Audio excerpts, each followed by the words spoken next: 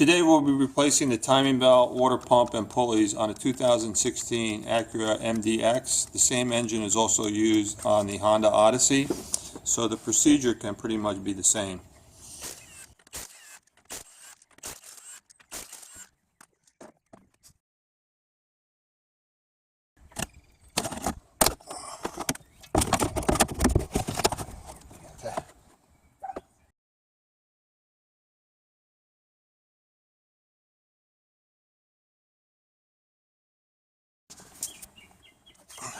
Okay, we'll start by removing the side motor mount bracket.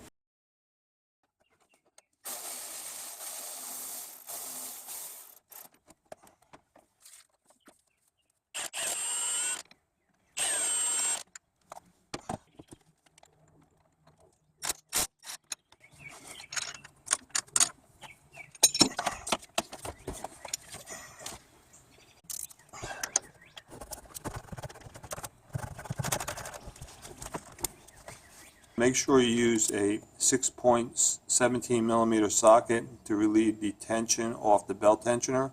And if it gets stuck, just wiggle it a little bit and the socket should come off. But it was really stuck in our situation, so we took a pry bar to pry it off.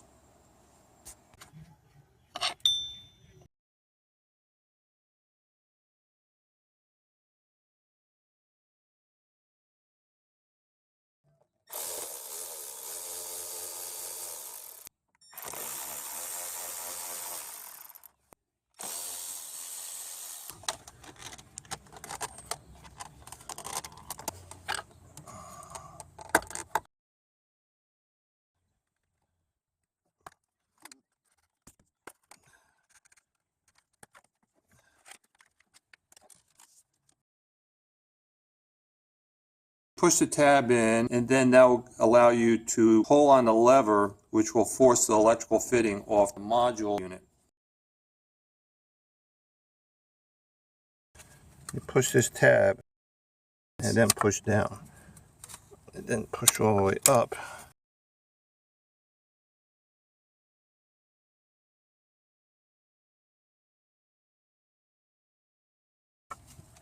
There.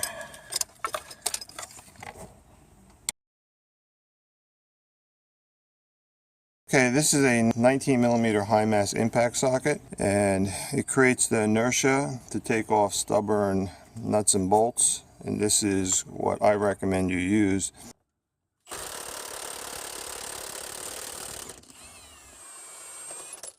There we go. Sucker's on tight.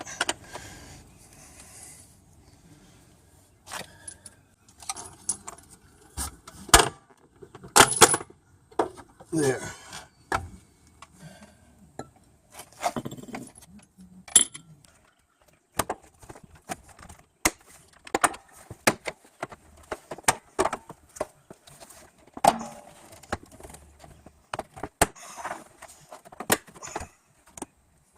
So remove the bolt that hold the electrical harness to the alternator, so that will give us access to the timing belt cover.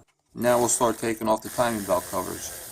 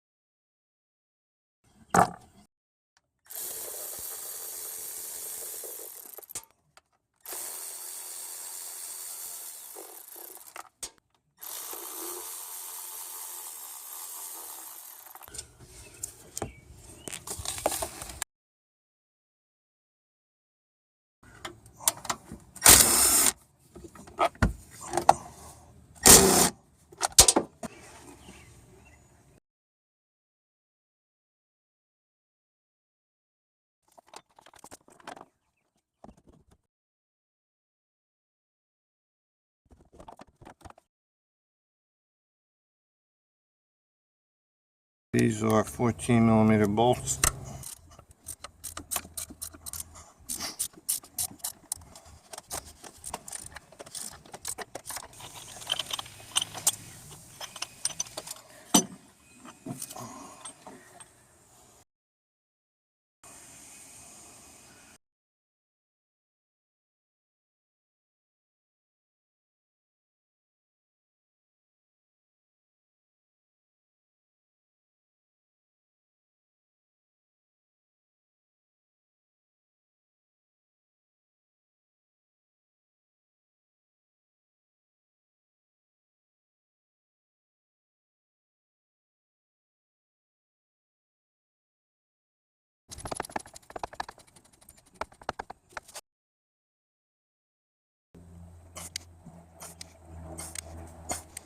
Should be right there.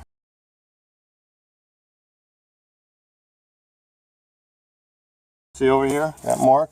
That has to be up here. You gotta go another 360 degrees.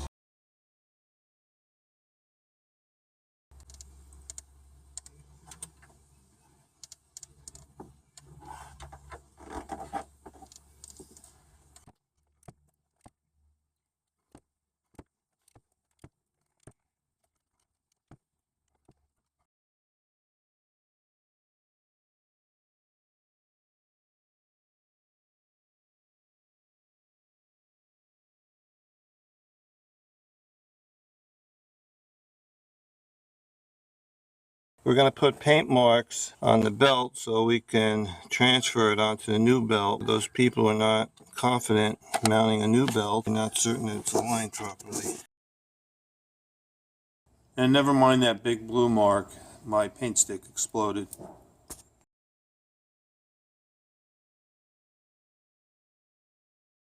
So we're removing the oil pressure sending unit because it's in the path of the mounting bolt for the tensioner.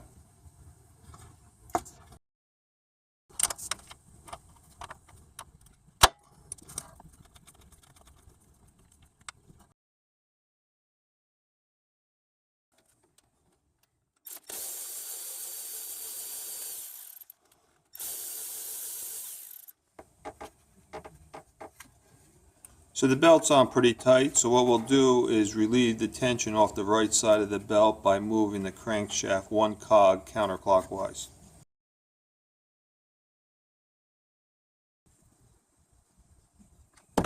So look how easy the belt came off.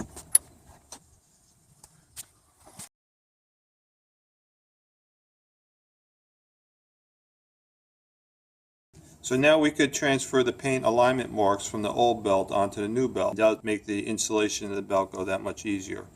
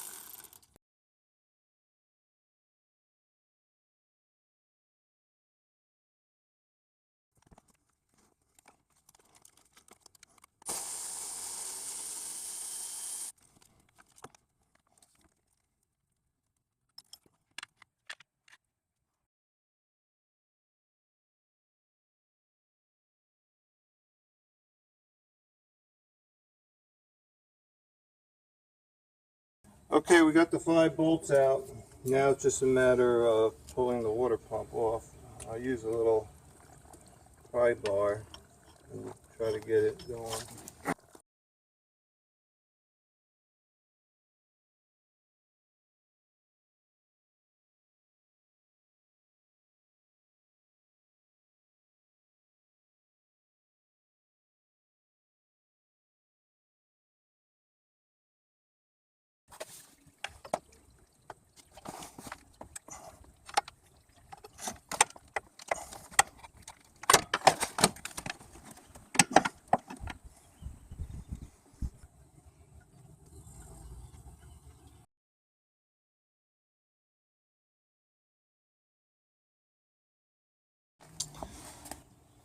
So according to the water pump manufacturer's instructions, rubber gasket, put a little bit of silicone grease. They claim you shouldn't use any adhesive.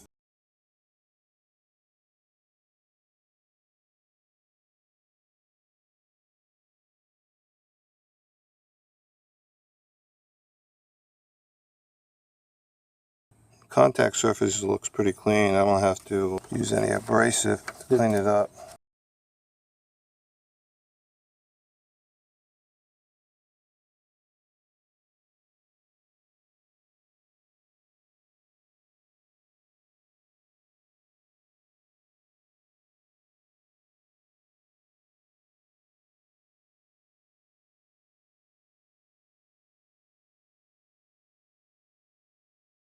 These are only 10mm bolts, so they shouldn't take more than around 7 foot-pounds of torque, and I don't like to use a torque wrench because the torque wrench isn't calibrated properly. It'll shear the bolts off, so I use a 1/4-inch ratchet wrench and just torque it down by hand. Try to use a crisscross pattern so that you even out the torque tension.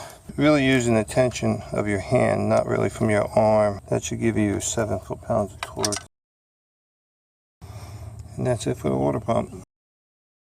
Okay, so here's the old tensioner pulley. Now I'll put a little dielectric grease on there to prevent any future corrosion. Now this is ready to bolt on.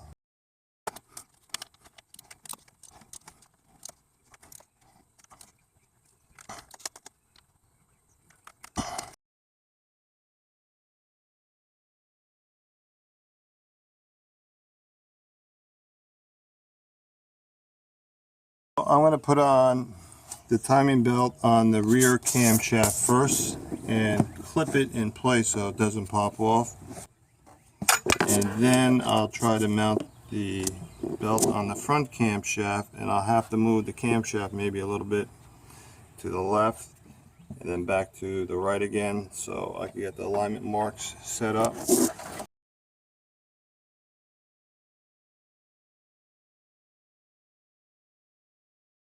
So I'm going to use my 17mm box wrench to move the camshaft slightly to the left so it'll ease mounting of the belt with the alignment marks. So I'll just keep moving it a little bit to the left until the alignment marks are on the paint alignment marks on the cam, and then I'll move it back to its regular alignment position. So now you can see the paint alignment marks on the camshaft lining up with the paint alignment mark on the belt, and once that's done, just clip it in place to prevent the belt from jumping off. Now I'm going to move this back. See the tension on the belt? I'm removing the slack. Okay, there.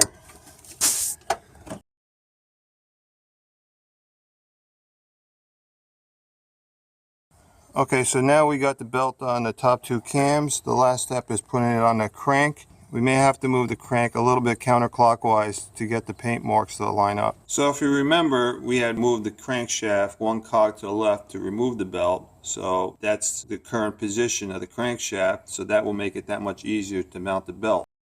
Once the belt's mounted and it's lined up with the paint mark on the crank, then we could just move the crankshaft clockwise to its regular alignment mark. So I'll move this to the top dead center mark. There'll be no more slack on the right side of the belt. And there we go. Everything's in alignment according to the paint marks. On the right side, there's no slack. The slack is over here on the left side, so I can mount the tensioner.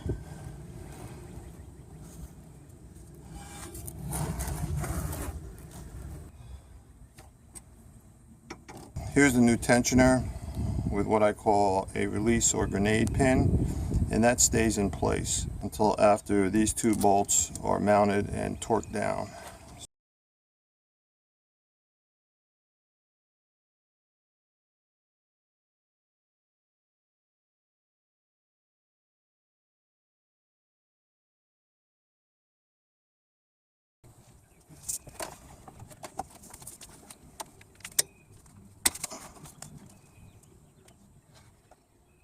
Alright, so we take off the back spring clamp and we got the paint alignment marked perfectly. Then we got the paint alignment marked over here with the cam, perfectly aligned with the paint mark.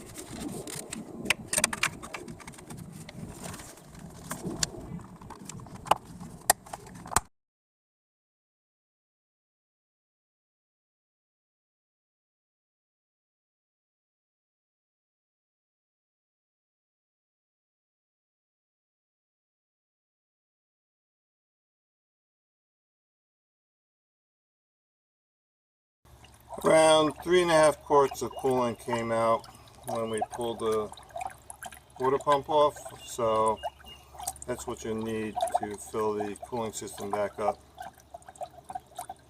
Pentafrost is one of the highest quality coolants on the market.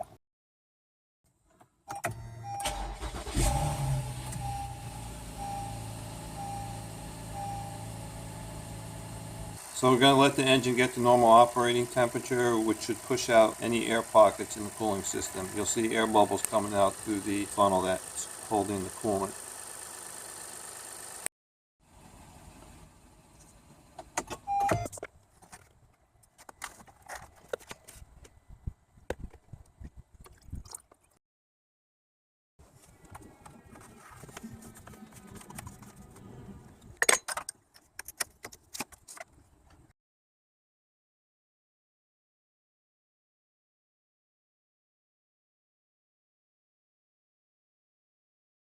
And we're done.